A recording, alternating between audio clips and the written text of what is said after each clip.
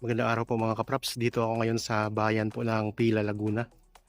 Itong property na i-offer ko sa inyo ngayon ay isang house and lot po na may sukat na 216 square meters. Corner lot po ito mga kapraps. So ito ay papunta pa po sa ibang mga bahayan dyan. Tapos ito naman po ang pupunta sa highway mga kapraps yan. Highway na po yan eh. So mga ano lang po, estimated mga 60 meters lang po ay nasa highway na. Kasi ito yung property mga kapraps. So ipakita ko muna sa inyo ang highway. Mayroon na itong linya ng kuryente at saka tubig. Palibot na po ito ng bakod mga kapraps. Yan. Ang bakod niya merong semento sa baba na pader, tapos mayroon pong cyclone wire sa taas. Tapos dito mga kapraps ay ano na rin yan, pader na rin po yan. Nandyan po ang kusina nitong bahay. Okay, bago po ipakita ang loob, puntahan ko po muna ang highway. Yan, ito yung mga kapitbahay natin dito mga kapraps. Sobrang lapit lang po, mga 60 meters ang layo. Tapos ang distansya nito sa town proper ng Pila ay ano lang mga kapraps, mga 3 minutes travel time lang po. So 2 to 3 minutes travel time kasi napakalapit lang po nito sa bayan ng town proper ng Pila. Barangay San Antonio po ito mga kapraps. Yan, ito lang po ang highway. Ilang hakbang lang po, nandito na tayo sa highway. Itong direksyon na to, pupunta po yan sa Manila. Dadaan tayo dyan ng Victoria, Bae, tapos Los Baños, Pacalamba. Tapos islex na mga kapraps. Highway po ito mga kapraps. Ito lang pong direksyon na to, sa kabila. Mapunta naman po ito sa town proper. So sabi ko kanina 3 minutes, 2 to 3 minutes lang pong layo sa town proper. Tapos mga kapraps ay papuntang Santa Cruz. Yung Santa Cruz mga kapraps, yun yung kapital ng lalawigan ng Laguna. Tatabi lang po nitong Pila. So sobrang lapit lang po ng town proper dito. Okay, balik na tayo dito sa bahay mga kapraps. Ako nga po pala si Bads, ang inyong laging kasama para sa virtual viewing sa mga property na i-offer ko sa inyo.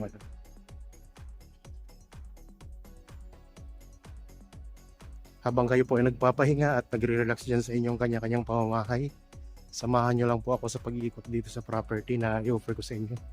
House and lot po.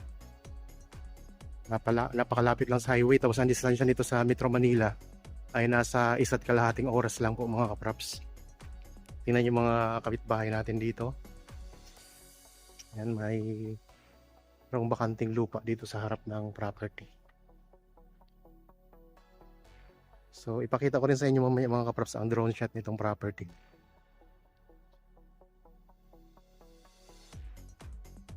Yan, ito na po, ilang hakbang lang.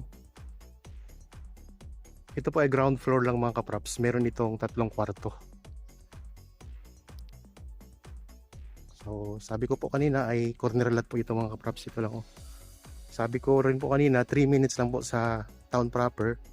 Ibig sabihin po sa palengke, Jollibee, McDo, simbahan, plaza, ganun lang din po siya kalapit.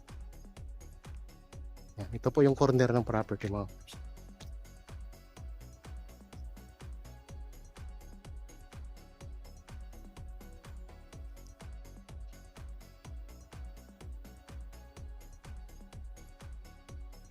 Okay, pasok po tayo.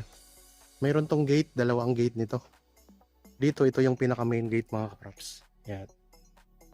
Kasya po ang sasakyan dito, pwede nyo yung gawing parking ito. Okay, pasok po tayo.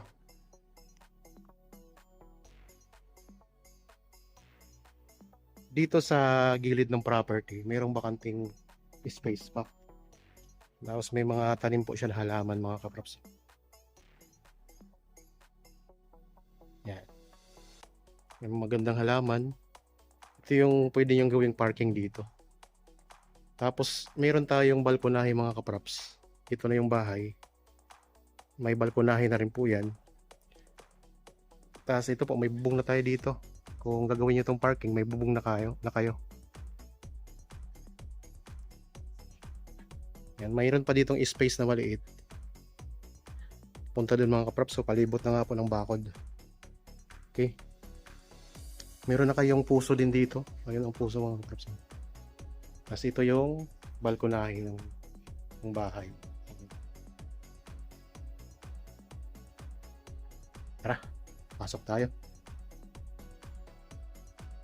So may mga ilan-ilan lang po na kailangan natin i-repair sa bahay. Pero konting ano lang po, mga repair lang mga kaprops. Meron tayo ditong tangke ng tubig. Kasi ito yung isang gate. Itong gate na to, so tao lang po ang makakadaan dito mga kaprops. Yan.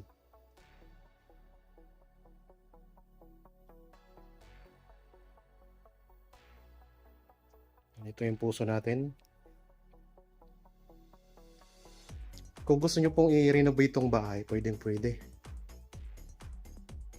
Sa ngayon, ito yung bubong ng bahay mga kaprops. Yan. May mga ilan-ilan tayo na for repair o kaya i-renovate po natin. Ito yung kusina dito naman mga kaprops.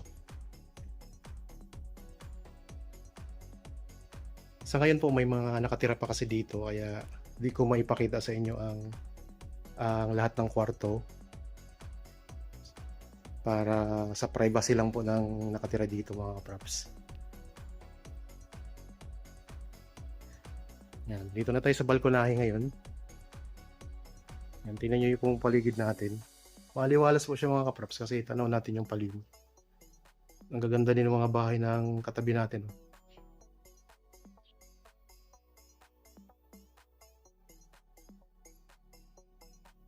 So 216 square meters itong buong lote. Okay, pasok tayo sa loob ng bahay mga kaprops.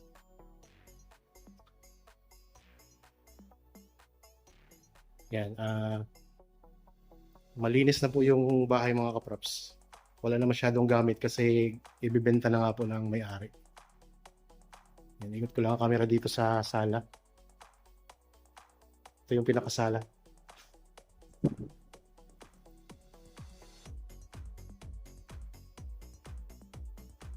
Malawak po dito ang sala mga kaprops. Tapos naka-tiles na rin po yan.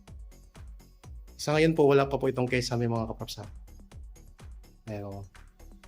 So kung gusto nyo gawing second floor, pwede nyo po itong gawing second floor mga kaprops. Dalawang palapag. Okay. Dito sa tabi ng sala mga kaprops, meron tayo ditong kwarto.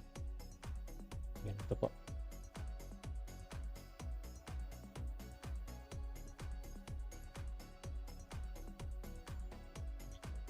Dito mga kaprops, ito yung unang kwarto. So, sabi ko kanina 3 kwarto po ito meron dito.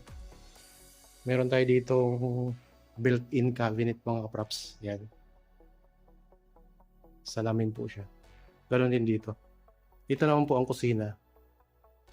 Yan mga kaprops, yung dining area. Dito sa dining area katabi natin ang 2 kwarto.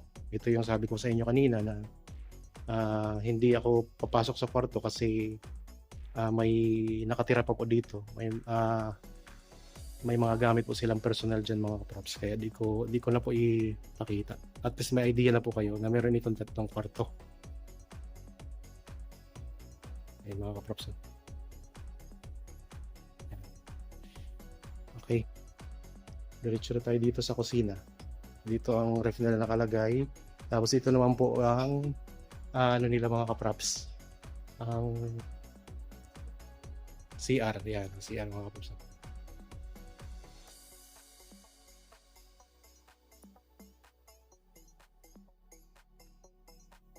Dito na tayo sa lutuan.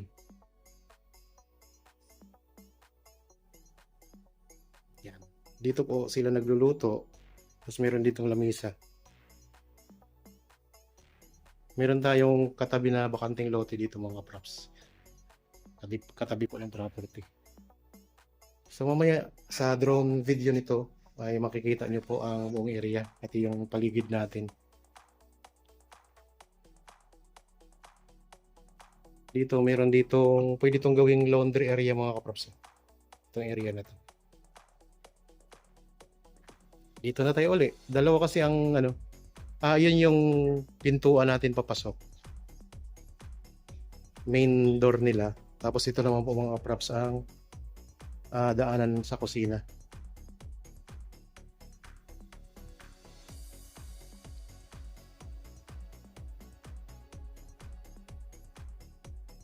Dito lang po. Ito na po ang kalsada. Oh. Yan.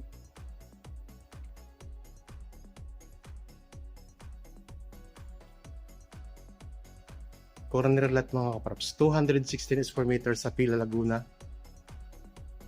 Ulitin ko lang po, 3 to 4 minutes travel o 2 to 3 minutes travel time lang papunta sa town proper. Sa Metro Manila po ay 1.5 oras lang. Tapos may kapitbahay na rin po tayo dito. Marami tayong kapitbahay mga kaprops. Yan, kung interested kayo, kontakin nyo lang po kami sa mga contact details na nandyan sa inyong mga screen. Pwede po tayong mag-usap sa Viber, cellphone number, Facebook Messenger at saka WhatsApp mga kaprops. Dito na tayo ulit sa space na to. So may linya na ng kuryente at tubig to mga kaprops.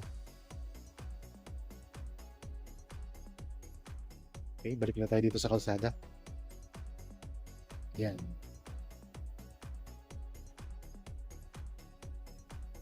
Mga kaprops, ayun lang po ang highway.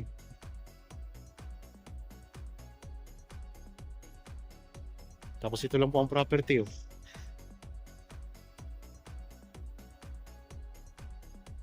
Okay. Sa mga bago pa lang po sa aking channel at napadaan lang dito sa aking channel, huwag niyo pong kalimutang mag-subscribe at pindutin na rin po ang notification bell para lagi po kayong updated sa mga bagong property na i-offer namin. Maraming salamat po. Lagi tayong nag-iingat. God bless po sa ating lahat mga kaprops.